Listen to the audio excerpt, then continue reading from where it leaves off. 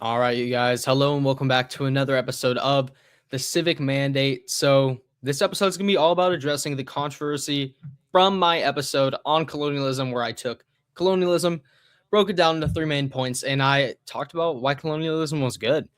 And I expected this to be probably my most controversial episode, and it in fact was. I think we had over like 35 comments, and majority negative, but there were some good ones in there that they were actually constructively arguing with me, you could say. And there were also some comments that were absolutely insane. Literally catching strays, which is crazy. We will definitely get into those 100%. Yeah, guys, I hope you enjoy this episode. And really, remember to like and subscribe. It really helps us out. Genuinely, it does. Also, sending hate comments does also help us out too. It helps us get lots of views and, of course, create engagement. So all of you guys who thought that you were, doing me dirty by insulting me in the comments, you're actually just helping me. So yeah, appreciate that too, guys. Let's get straight into the video right after this intro.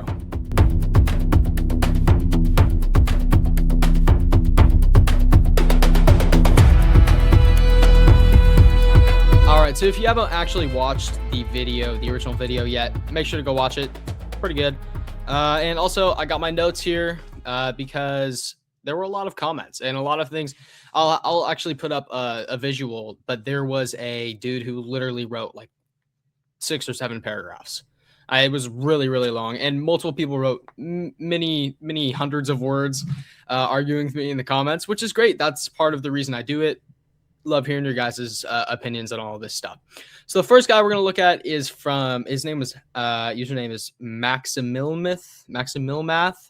I apologize if I am mispronouncing that. That's my bad. But Maximilmath, so he provided a great argument. I really love his kind of constructive feedback here.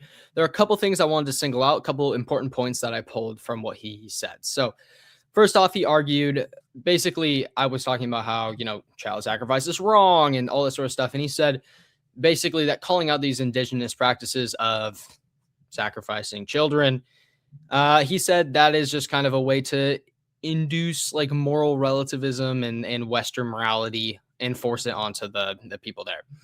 A couple other points he made. He said that pre-Columbian societies had advanced infrastructure and astronomy. He also said that European medicine wasn't really a benefit because the Europeans brought disease. And he also talked about the political systems needing to evolve naturally. And he said democracy obviously shouldn't be forced into tribal society. So those were the points that he was making. So shout out to him. I really appreciate you actually like laying out your beliefs and disagreeing with me respectfully. Of course, there were some people in the comments who were not disagreeing respectfully, but I appreciate that. Genuinely, I value that. So yeah, but let's break it down. So let's talk about the sacrificing children thing. So first off, I just want to say I'm a Christian. I'm a conservative. And I believe that some things are just objectively wrong. And child sacrifice is 100% wrong. And I think most people, even if you're not a Christian, even if you're not a conservative, you're going to agree that child sacrifice is pretty bad. And Maximilian, he made a point. He said, look, debate lords are going to use that to their advantage. He's going to say, like, they're going to say that, you're imposing moral relativism on the indigenous peoples. And of course, I recognize that. But I also recognize that as a Christian, like, recognizing the moral evil is very important. And if it means that I am imposing moral relativism, I'm perfectly fine with that, even if that's like not the politically astute thing to do. I'm perfectly fine with saying, yeah, this is wrong. And it was a good thing that it was stopped. I'm perfectly fine with saying that as a Christian, as a conservative. And I think the colonizers would have said that. And I feel like, I would hope that the natives who lived there back in the day and age where morality was a thing, after being Christianized, I would hope that they would say the same thing and would say, yeah, it was a bad thing that we sacrificed children. We shouldn't have done that. That was immoral. So genuinely, great comment, great point there. And we'll get into some of his other points too, but great point. I can't say that's not wrong. I can't say, I can't get into the realm of saying it's moral relativism, because it's not, because it is truly evil and truly bad. There are certainly things that we can talk about and say, oh, this Like this takes nuance, but this does not take nuance. Sacrificing children is bad. Full stop. Yeah, and another point that he made was that the native peoples in Mexico, or nowadays modern day Mexico, they already had super established societies, and that is true. Yeah, they did have advanced medical techniques. They did have large cities. They had astronomy. Like, they were developed societies, but just because they're advanced by their standards does not mean they're advanced by European standards. Also doesn't mean that somehow, because they're technologically advanced, that now they have this moral advancement. That's also not true. So the point I was trying to make there is not that somehow technological advancement and moral advancement go like hand in hand. I think you see evil people building huge, wonderful civilizations all the time, like all over history. But yeah, so no, I mean, it doesn't mean that there's moral advancement, but also just the simple fact that Europe was simply more technologically advanced than the natives. That's just a fact. Metallurgy, naval engineering too. The fact that they were even able to get over there, gunpowder, written scientific tradition, mathematics, long distance trade networks, and obviously agricultural advancements too. So really, kind of a little bit of a weak argument there. I don't see the point that you're trying to make. Maybe if you clarify that in the comments, if you watch this video, that'd be great. Thanks, Maximilmath. Dude, if I'm pronouncing it wrong, I apologize. Okay. Yeah. So really, in the end, I genuinely feel like the technology one is my strongest one, because the Aztecs, they didn't have saddles, wheels, steel tools, draft animals. They did have advanced societies, that's for sure. But it just wasn't on even the same playing field that the Europeans had. So the technological advancements brought by the Europeans were huge. They were huge. So, and then you get into the disease part. So disease and medicine. This is probably what I got hammered for the most in the comments, was the disease aspect. And that is very true. I was reading so if you guys have heard of Rivers of Gold, I will look up the author and I'll put it in post. But I was reading the last book in that installment about the Spanish Empire, and like 50% of the population were killed by disease. And it's amazing. Like the indigenous, amazing in a bad way, by the way. The indigenous people just completely died out. Really sad. Obviously, disease is very sad. It wasn't intentional. Like, they weren't intentionally bringing the disease over. They would have come into contact with the Europeans anyways at some point and would have gotten the disease either way. So honestly, don't see the point there. It's kind of funny. Like, came up with a little thing like blaming the colonialism for the microbes in the diseases is kind of like blaming airplanes for turbulence. It's like, yeah, it's just kind of comes along with the system, and that's unfortunate. I'm not minimizing it in any way. Millions of people died. Very, very disappointing. It's very sad.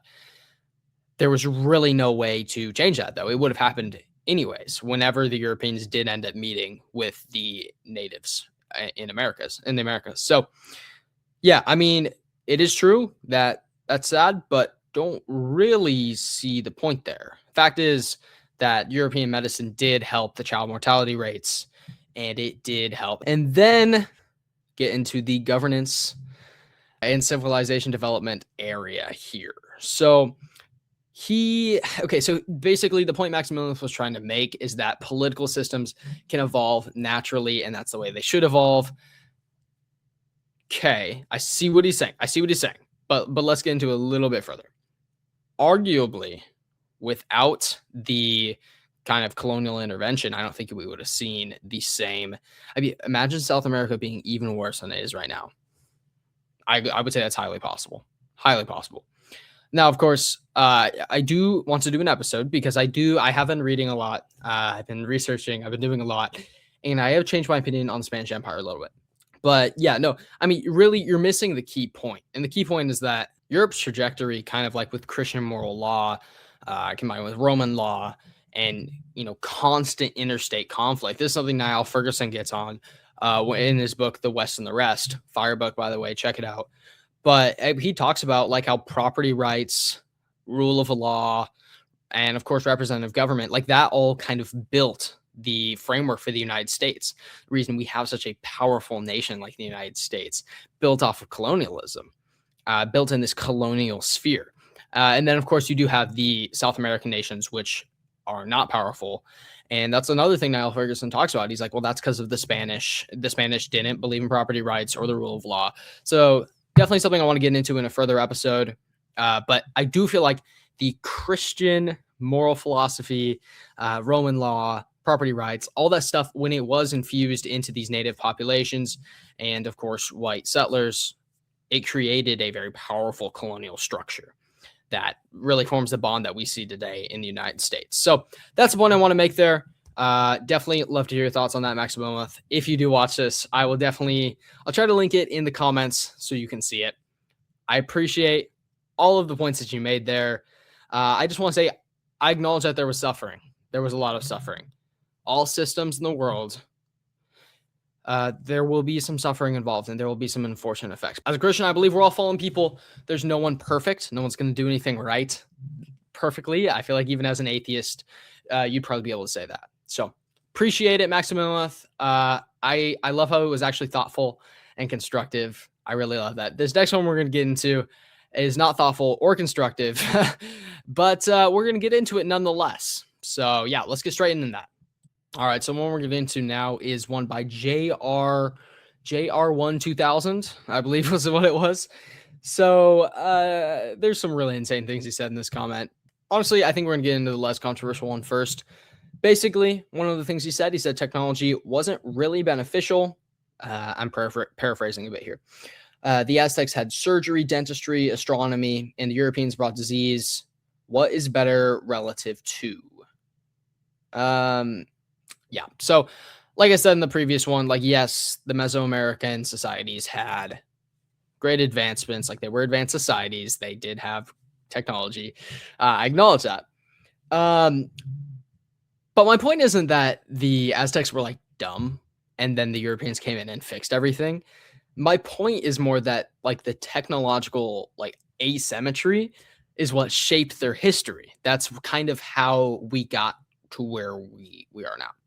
Thing like guns versus obsidian weapons, steel versus wood, and horses versus foot soldiers, like that. This is what I'm saying, is there's an asymmetry there between the colonial power and the colonized, like very obviously. Like if we're talking about it, like obviously they're suffering, obviously it's very sad, but the asymmetry there, the fact that these are not the same civilizations clashing, they are on very different technological levels. I feel like that's a beneficial system in the building of nations. Majority of what the Europeans actually changed wasn't really the technology. I feel like it was the worldview, bringing Christian worldview, bringing rule of law, property rights, all these ideas in there that were foreign, really. And of course, they brought slavery. Guys, I'm going to talk about slavery. Wait, let me put I'll put it on in post, but I do have a fun little graphic to put up for slavery. Guys, slavery is evil. I talked about this a little bit in my Civil War episode. Just because slavery was involved in colonialism doesn't automatically mean it's a bad thing. Like I said before, no institution is perfect. We are fallen people. Slavery was not unique or new here in the Mesoamerican societies, especially if we're talking about that. They had slavery for hundreds of years. Same thing about Africa. Like when the Europeans got to Africa, there was already slavery going on. Of course, doesn't excuse the slavery. Just putting that out there. I don't know why we automatically single out the Europeans as the most evil in the slave trade. The Muslims were pretty bad in the slave trade too. It wasn't just the Europeans. So this is the comment that really got me a little angry, but hey. So basically, this guy, J1R2000, I think is what it was. He compared Jesus coming down from heaven to child sacrifice. So the quote is, he said, Christianity is also based on child sacrifice. Jesus was literally born to be killed. Okay. This comment is insane. I can't believe he said this. As Christians, our belief is that Jesus is God. Jesus is God himself. And it's different than Aztec sacrifice because he's not like an unwilling child who does not want to be sacrificed, obviously. And really, your entire analogy collapses immediately when you realize that. Like, Jesus was a divine being who had his own purposes that are beyond ours, and he came to save society, right? So it's very different than an Aztec an Aztec sacrifice where they're just throwing this baby into a burning fire to say appease their gods. Obviously, that's just insane. I can't believe you compare that. So let's say one of my friends, I would call him my spiritual father. Like he's really helped me with this. But he asked me to give you this hypothetical. Okay. So say that this is true. Say that Christianity is based off of child sacrifice. That would obviously nullify Christianity, right? Because child sacrifice is wrong. We both acknowledge that. I think by making this comment, you acknowledge that child sacrifice is wrong. Okay. So obviously that would nullify Christianity. So in that case, I want you to name to me the correct and superior religion that has been shown to benefit humanity more than Christianity. I want you to say it. So if you're watching this right now, JR1 2000, I want you to put that in the comments. What is the correct religion? If Christianity isn't the correct religion and it's been nullified, and you might be an atheist, and that's perfectly fine, but then you have to acknowledge, why do you think child sacrifice is wrong? Why do me and you agree that child sacrifice is wrong? Well, where do you get that law? You could just say it's from, a collective agreement by humans that child sacrifice is wrong. But I feel like that's a bit absurd. Because I feel like even the Aztecs knew that what they were doing was wrong. Just a little thought experiment for you there. So Christianity, I'm going to dive a little bit deeper into this. Christianity is basically God giving up himself for us. So Jesus is God. We have something called the Trinity in Christianity. Basically, Jesus, God, and the Holy Spirit, Father, Son, the Holy Spirit. They're all three in one. But so basically, he was a divine being, and he sacrificed himself for us. This is very different than a society sacrificing children simply because the harvest was bad, or the rains. The rains didn't come this year. Very, very different. Even the Old Testament does speak about how evil sacrifice to gods is, and sacrificing children to gods. The Israelites, for a while, they were sacrificing children to Molech, who was a lot of theologians think that he was a demon who manifested on earth, that the Israelites were sacrificing babies to. And the Old Testament speaks out against this, obviously. And I feel like it's obvious to anyone, child sacrifice is bad. And yeah, honestly, Jesus is not a mortal child. I feel like it's so obvious. So completely just going to refute your point there. Christianity is not based off of child sacrifice at all. Okay, so J1R 2000, he also made another point. He said that societies develop differently, and political systems aren't better or worse. They just form. Oh, actually, here I have another quote.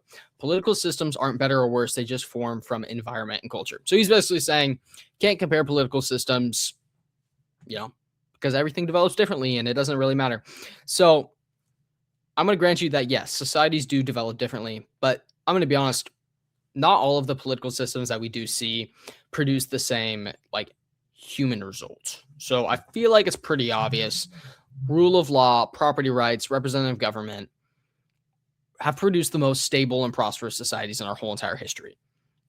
He did say Japan and Siam. He made the point that they modernized on their own. But what he did leave out is the fact that they were literally copying from the Europeans.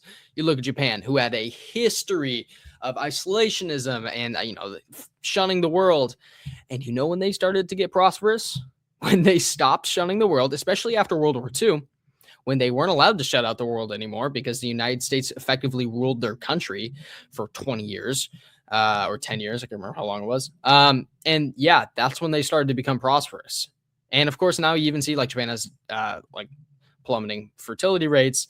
And I think a lot of that is kind of just it's catching up to them, really. So yeah, I mean, I acknowledge what you're saying. Societies do develop differently, but prosperous nations mostly are from representative governments and property rights. And yeah, especially in the modern world. I'm going to read this direct quote because this one cracked me up. He said, "Do you think Africans don't know how to dig a hole?" I'm not going to lie. That was his whole argument.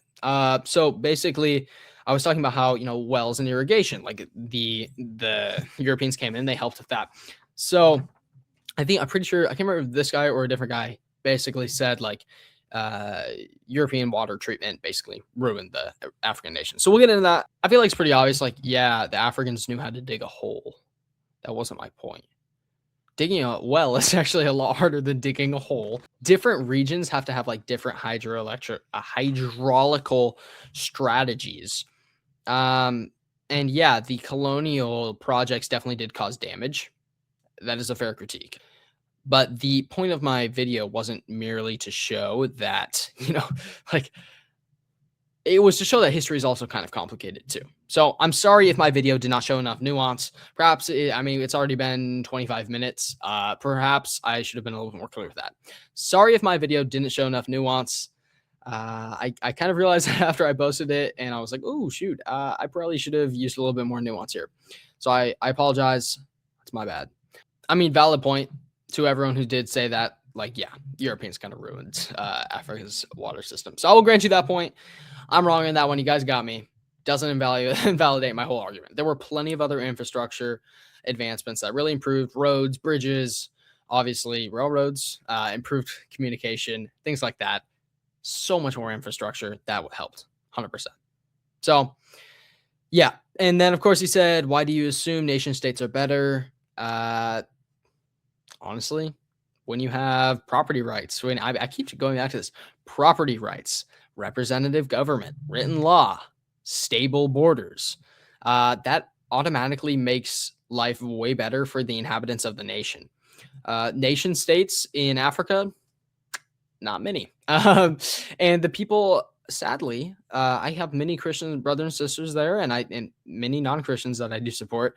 Of course, like sadly, it is a very war-torn area, and there's so much poverty, and it's very sad.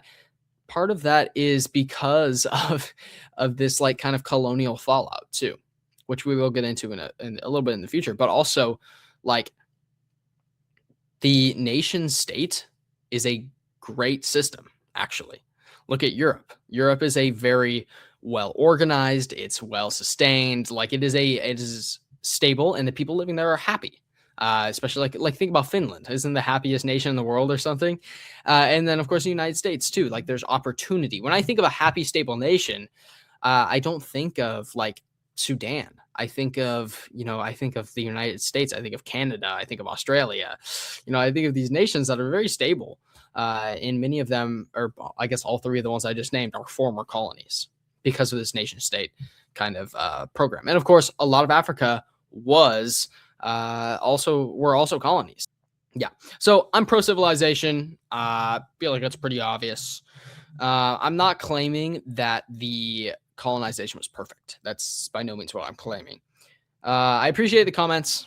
I really do. Even your crazy comments saying that Jesus was child sacrificed. That's insane. But yeah, so the third comment we're going to get into is 713 Tank Buster. He made a comment. I'm going to get into a couple of his arguments here. He basically said colonialism created extraction economies, and then extraction economies created inequality. To be honest, this is a very common argument I've heard multiple times. I've had debates with people, and like this is a very, very common argument. But it's really kind of incomplete. So yes, many colonies in Africa, especially the Caribbean, Brazil, they were all set up for extracting resources, extracting slaves, things like that. So I 100% agree.